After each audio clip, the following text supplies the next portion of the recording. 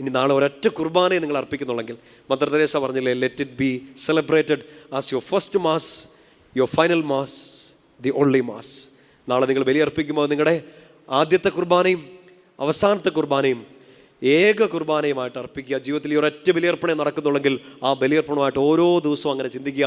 ഓരോ ദിവസവും ഈശോയുടെ സ്നേഹം പുതിയതാണെങ്കിൽ ഓരോ ദിവസവും നമുക്ക് ഈശോയുടെ സ്നേഹം പ്രകടിപ്പിക്കാൻ പറ്റുന്ന വിശുദ്ധ കുർബാനയിലും പുതുതായി വിശുദ്ധരായിട്ട് നമുക്ക് ചെല്ലാം. കുഞ്ഞു ജീവിതം ജീവിച്ചാലും മരിച്ചാലും ഈശോയ്ക്ക് വേണ്ടി മാറ്റിവെച്ച ഒരു ജീവിതമാണ്. പറഞ്ഞേ ഹല്ലേലൂയ. റോമാക്കാർക്ക് എഴുതിയ ലേഖനം 14-ാമത്തെ അധ്യായം അതിൻ്റെ 7-ാമത്തെ വാക്യം, 7-8 വാക്യങ്ങൾ ഉറക്കെ വായിച്ചു.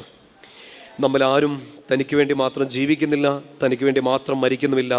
ഉറക്കെ വായിക്കുക. നാം ജീവിക്കുന്നെങ്കിൽ കർത്താവിന് സ്വന്തമായി ജീവിക്കുന്നു, മരിക്കുന്നെങ്കിൽ കർത്താവിന് സ്വന്തമായി മരിക്കുന്നു. ആകയാൽ ജീവിച്ചാലും മരിച്ചാലും നാം കർത്താവിനുള്ളവരാണ്. ഉടമ്പടിയാണ്, ഉടമ്പടി സ്റ്റേറ്റ്മെൻ്റ് ആണത്. ഞാൻ ജീവിച്ചാലും മരിച്ചാലും ആർക്കുള്ളതാണ്?